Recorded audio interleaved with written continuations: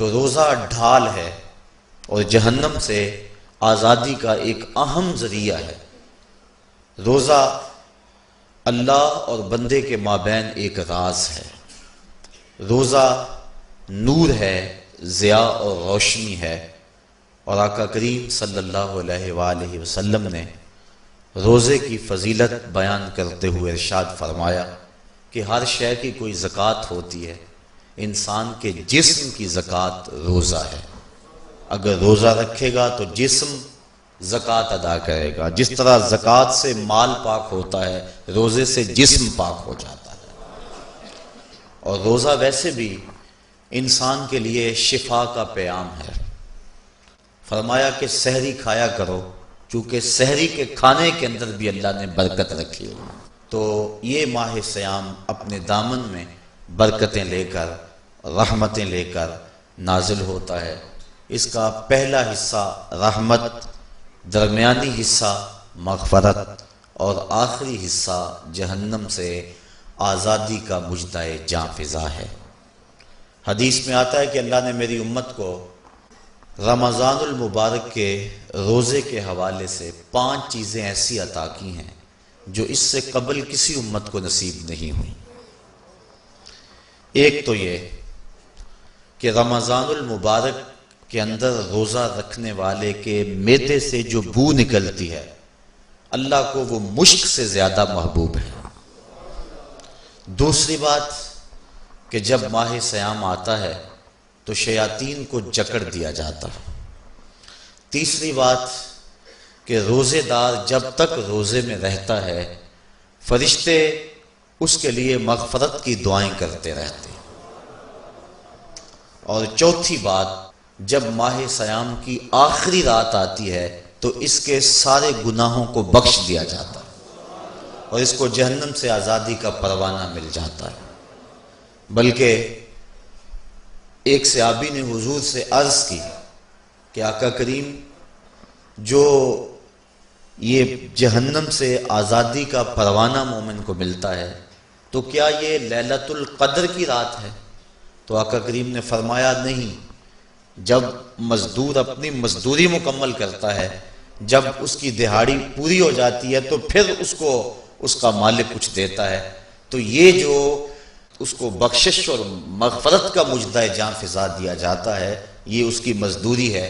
اور فرمایا کہ جو لیلۃ القدر کی برکتیں اس کو حاصل ہوتی ہیں، یہ اس کے علاوہ ہیں۔ اور یہ اللہ تعالیٰ جل شانہ نے خاص کرم نوازی فرمائی بندہ مومن پر کہ اس کو یہ بابرکت رات عطا فرمائی۔ اور 5ویں فضیلت جو اس کو دی گئی روزہ دار کو، اور حضور سے قبل جو امتوں میں لوگ روزے رکھتے تھے، یہ فضیلتیں ان کو نہیں عطا کی گئی۔ جنت کو پورا مومن کے لیے آراستہ و پیراستہ کیا جاتا ہے۔ حضرت ابو ہریرہ رضی اللہ تعالی عنہ سے ایک روایت مروی ہے جس کو امام بخاری اور امام مسلم نے روایت کیا کہ آقا کریم علیہ السلام نے ارشاد فرمایا، قال اللہ عز وجل، اللہ جل شانہ ارشاد فرماتا ہے، کل عمل ابن آدم لہو، ابن آدم کا ہر عمل اسی کے لیے ہے، الا الصوم فإنہ لی، ہاں مگر روزہ ہے جو وہ میرے لیے رکھتا ہے، وأنا اجزی بہ، اور اس کی جزا میں اسے دوں گا، والصیام جنۃ، اور سیام روزہ ڈھال ہے، فإذا کان یوم صوم احدکم فلا یرفث ولا یصخب، فإن صابہ احد او قاتلہ فلیقل انی صائم انی صائم، والذی نفس محمد بیدہ لخلوف فم الصائم اطیب عند اللہ من ریح المسک، للصائم فرحتان یفرحہما اذا افطر فرح بفطرہ واذا لقی ربہ فرح بصومہ۔ تو فرمایا کہ جب کوئی شخص روزہ رکھتا ہے تو اس کا یہ عمل اللہ کے لیے ہے اور اللہ تعالیٰ اس کی جزا دے گا۔ روزہ ڈھال ہے، جب کوئی شخص روزہ رکھے تو وہ اس کے اندر کوئی اللہ کی نافرمانی نہ کرے، یہاں تک کہ اگر اس کو کوئی شخص گالی بھی دے تو وہ یہ کہے کہ میرا روزہ ہے، میں صائم ہوں، میں نے روزہ رکھا ہوا ہے، یہ کہہ کے لڑنے والے کو، الجھنے والے کو ٹال دے۔ حضور نے ارشاد فرمایا مجھے قسم ہے اس رب کی جس کے قبضے میں محمد کی جان ہے کہ روزہ دار کے معدے سے جو بو نکلتی ہے اللہ کو وہ مسک یعنی کستوری کی خوشبو سے زیادہ محبوب ہے۔ اور روزہ دار کے لیے دو خوشیاں ہیں، ایک خوشی اس کو اس وقت ملتی ہے جب وہ روزہ افطار کرتا ہے، اور دوسری خوشی اس کو اس وقت ملتی ہے جب اس روزے کے صلے میں اسے اپنے رب کا دیدار نصیب ہوگا۔ یہ بات ذہن میں رکھیں کہ اس دنیا پر سب سے بڑی دولت جو حضرت انسان کو دی گئی ہے وہ دولت ایمان ہے، اور قیامت کے دن سب سے بڑی دولت جو اہل ایمان کو دی جائے گی وہ اللہ تعالیٰ کا دیدار ہوگا۔ جنت کے حور و قصور، جنت کے محلات، جنت کی اعلی نصب نعمتیں، دنیا کی کوئی دولت اور دنیا کی کوئی نعمت جنت کی کسی نعمت کا مقابلہ نہیں کر سکتی، لیکن جنت والے جنت میں جا کر جس نعمت کو سب سے بڑا سمجھیں گے، اور وہ ہوگی بھی حقیقت میں سب سے بڑی نعمت، ایسی نعمت کہ اس نعمت کے ملنے پہ باقی ساری نعمتوں کو بھول جائیں گے، وہ یہ ہے کہ رب اپنے رخ کرم سے پردہ ہٹا دے گا اور ان کو اپنا دیدار عطا فرما دے گا۔ تو یہ سب سے بڑی دولت جو مومن کو آخرت میں نصیب ہوگی یہ روزے کے صلے میں نصیب ہوگی، یہ روزے کا وہ ثمر ہے، یہ روزے کا وہ پھل ہے جو اللہ اہل ایمان کو قیامت کے دن عطا فرمائے گا۔ عاجزی بہی کا معنی ہے کہ اس کی میں جزا دوں گا۔ ایک روایت میں آتا ہے کہ جو اعمال ہیں وہ 7 طرح کے ہیں، 2 اعمال ایسے ہیں کہ جو واجب کرتے ہیں، 2 اعمال ایسے ہیں کہ جن کی جزا ان کی مثل ہے، اور ایک عمل ایسا ہے کہ جس کی جزا 10 گنا ہے، اور ایک عمل ایسا ہے کہ جس کی جزا 700 گنا ہے، اور ایک عمل ایسا ہے جس کی جزا بے حساب ہے۔ فرمایا کہ وہ 2 عمل جو واجب کرتے ہیں وہ یہ کہ اگر کسی شخص نے اللہ کی عبادت کی اور اس کے ساتھ کسی کو شریک نہ ٹھہرایا تو وہ جنت کو یہ اعمال واجب کر دیتے ہیں، یعنی اس کو جنت کا ملنا لازم ہے، ضروری ہے، واجب ہے اس کے لیے۔ اور دوسرا وہ شخص جس نے اپنے رب کے حکموں کو توڑا یہاں تک کہ اس کے ساتھ کسی کو شریک ٹھہرایا، اس کے اوپر جہنم واجب ہے۔ اور 2 وہ عمل جن کی جزا ان کی مثل ملے گی، ایک وہ گناہ جو اس نے کیا تو اس کی سزا اس کی مثل دی جائے گی، اور دوسری وہ نیکی جو اس نے کی نہیں ہے لیکن اس کا عزم کیا تھا تو اس کو بھی ایک نیکی کا ثواب دے دیا جائے گا۔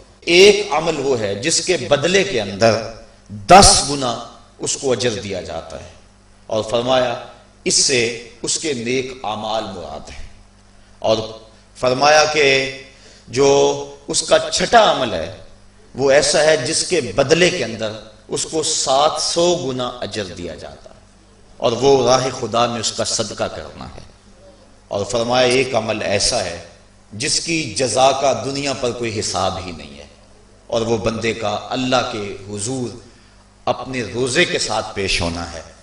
تو روزہ ایک ایسا عمل ہے کہ جس کی جزا کا کوئی حساب ہی نہیں ہے، تو یہ اللہ کے علم میں ہے کہ وہ اپنے بندے کو کتنی اس کی جزا اور کتنا اس کا صلہ عطا فرما دیتا ہے۔ تو یہ اجر ہے نیکی کا۔ اور آقا کریم علیہ السلام نے ارشاد فرمایا روزہ ڈھال ہے اور جہنم سے بچنے کا ایک مضبوط قلعہ ہے۔ روزے کے من جملہ ثمرات میں سے ایک ثمرہ مرتبہ احسان کا حاصل ہونا ہے۔ مرتبہ احسان کیا ہے؟ اس پہ حدیث جبریل میں آپ کے سامنے رکھنا چاہوں گا، جس کو امام بخاری نے اور دیگر ائمہ احادیث نے ذکر کیا ہے۔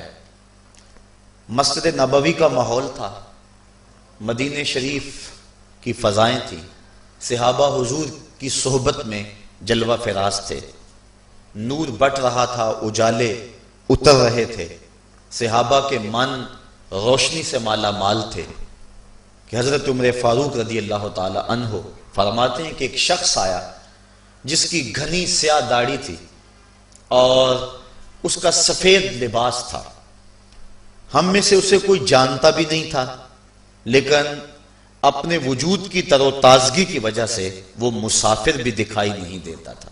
چونکہ مسافر ہوتا تو آثار سفر اس کے بدن سے ظاہر ہوتے، لگتا تھا جس طرح یہی کسی گلی سے نکل کے آیا ہے، لیکن چونکہ وہ وہاں کا رہنے والا نہیں تھا، ہم میں سے اسے کوئی پہچانتا بھی نہیں تھا۔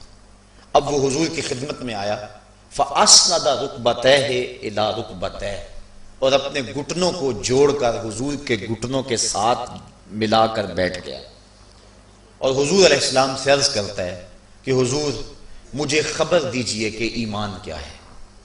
حضور نے ارشاد فرمایا ایمان یہ ہے کہ تو اللہ پر ایمان لائے، اس کے رسول پر ایمان لائے، پچھلی کتابوں پہ ایمان لائے، اچھی بری تقدیر پہ ایمان لائے، فرشتوں پہ ایمان لائے، بتایا حضور نے۔ تو اس نے کہا صدقتا، آپ نے سچ کہا۔ کہتے ہیں ہمیں بڑا تعجب ہوا کہ خود ہی سوال کرتا ہے اور خود ہی تائید کر دیتا ہے۔ پھر کہنے لگا اسلام کیا ہے؟ تو حضور علیہ السلام نے فرمایا اسلام یہ ہے کہ تو نماز پڑھے، روزہ رکھے، حج کرے، زکوٰۃ ادا کرے، اراکین اسلام اس کو بیان کیے۔ کہنے لگا آپ نے سچ کہا۔ کہتے ہیں ہمیں پھر تعجب ہوا کہ خود ہی ایک بات کہہ رہا ہے اور خود ہی پھر اس کی تصدیق کر رہا ہے۔ کہتے ہیں پھر وہ پوچھتا ہے مل احسان، حضور احسان کیا ہے؟ تو حضور علیہ السلام نے جواباً فرمایا ان تعبد ربک کأنک تراہ، احسان یہ ہے کہ تو اللہ کی عبادت اس طرح کرے کہ گویا تو اسے دیکھ رہا ہے، اور اگر یہ کیفیت تجھے نصیب نہیں ہوتی تو کم از کم یہ کیفیت نصیب ہو جائے کہ وہ تجھے دیکھ رہا ہے۔ تو وہ کہنے لگا ہاں آپ نے سچ کہا۔ پھر اس کے بعد اس نے قیامت کی کچھ نشانیوں کے بارے میں سوال کیا، تو حضور علیہ السلام نے جواب مرحمت فرمائے۔ جب وہ شخص اٹھ کے چلا گیا تو حضور نے فرمایا عمر جانتے تھے یہ شخص کون ہے؟ کہا اللہ و رسولہ عالم، اللہ اور اس کا رسول خوب جانتا ہے۔ فرمایا ھذا جبریل، یہ جبریل امین تھا اور تمہیں تمہارا سکھانے کے لیے آیا تھا۔ جبریل نے جب امت کو دین سکھایا تو سب سے پہلے یہ بات سکھائی کہ حضور کی چوکھٹ میں بیٹھنے کا ادب کیا ہے۔ دونوں گھٹنے بچھا کر وہ اس طرح حضور کی چوکھٹ میں ادب کے ساتھ بیٹھا، اور اس کے بعد حضور سے اس نے سوالات کیے۔ تو فرمایا یہ جبریل امین تھے جو تمہیں تمہارا دین سکھانے کے لیے آئے تھے۔ تو جبریل امین نے جو دین سکھایا، جو چیزیں پوچھی وہ تین چیزیں تھیں، ایمان کیا ہے، اسلام کیا ہے اور احسان کیا ہے۔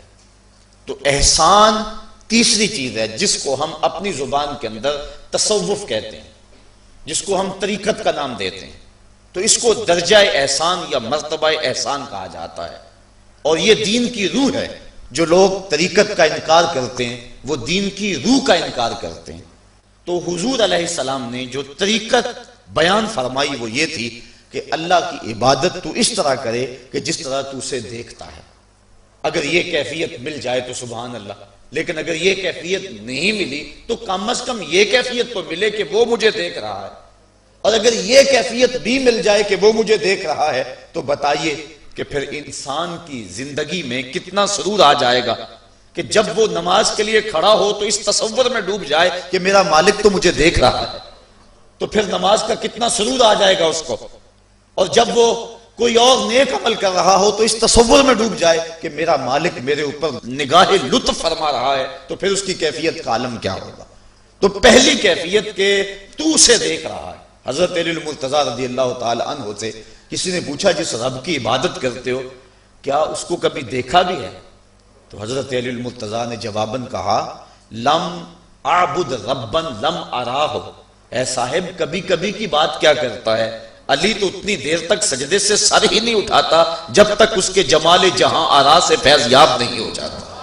حضرت داتا گنج بخش علی حجویری علیہ رحمہ کشف المعجوب کے اندر ایک حدیث نقل کرتے ہیں کہ حضور علیہ السلام نے ارشاد فرمایا کہ فاقہ کشی اختیار کرو اور بھوک اور پیاس برداشت کرو، ممکن ہے کہ اس دنیا کے اندر تم اپنے دل کی آنکھوں سے اپنے رب کا مشاہدہ کرو۔ تو یہ جو مرتبہ احسان ہے، جو مومن کا مقصود ہے، وہ اس کو حاصل ہوگا روزہ رکھنے سے۔ اور اگر چلو کسی روزہ دار کو یہ کیفیت نہ ملے کہ وہ اپنے رب کے جمال جہاں آرا کو دیکھ لے، اس کے جلووں کو دیکھ لے، اس کے دیدار کی دولت سے مالا مال ہو جائے، اس کا دل اس کی محبت میں ایسا ڈوبے کہ وہ جدھر دیکھے اسی کے جلووں کو ہی دیکھتا چلا جائے۔ اگر روزہ دار کو ایسی دولت نہ بھی نصیب ہو تو کم از کم روزہ دار کو یہ دولت تو ضرور ملے گی کہ وہ اس احساس میں ڈوب جائے گا کہ میرا رب مجھے دیکھ رہا ہے۔ گناہگار سے گناہگار شخص بھی کڑکتی ہوئی دوپہر میں ٹھنڈا پانی دستیاب ہونے کے باوجود ایک گھونٹ بھی حلق سے نیچے نہیں اتارتا، کیوں؟ اس لیے کہ میرا مالک تو مجھے دیکھ رہا ہے۔ تو یہ احساس اس کو آیا کہ نہ آیا؟ کاش کہ رمضان میں یہ نور جو ہم کو نصیب ہوتا ہے، یہ رمضان کا خاص نور ہے، مرتبہ احسان سے پھوٹتا ہوا یہ اجالا رمضان میں ایک گناہگار سے گناہگار شخص بھی حاصل کر لیتا ہے کہ وہ اس احساس میں ڈوب جاتا ہے کہ میرا مالک مجھے دیکھ رہا ہے۔ کاش کہ وہ اس کو اندر سمو لے اور اس کو دل کی ایک ایک پرت پہ رکھ لے اور اس کو سجا لے اور اس دولت کو پھر جانے نہ دے، تو پھر اس کے لیے گناہ کرنا مشکل ہی نہیں محال ہو جائے گا۔ اس احساس سے پانی نہیں پیتا کہ میرا اللہ مجھے دیکھ رہا ہے، تو کیا مجھے یہ بتاؤ کہ جب وہ دکان پہ بیٹھ کے ڈنڈی مارتا ہے کہ اللہ اس وقت نہیں دیکھتا؟ جب وہ کسی کی جیب کاٹتا ہے اللہ اس وقت نہیں دیکھتا؟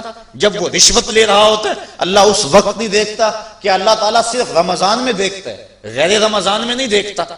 تو یہ احساس کاش کہ اس کے ساتھ لگ جائے کہ میرا مالک مجھے دیکھ رہا ہے، تو پھر گناہ کرنا مشکل ہی نہیں ناممکن ہو جاتا ہے۔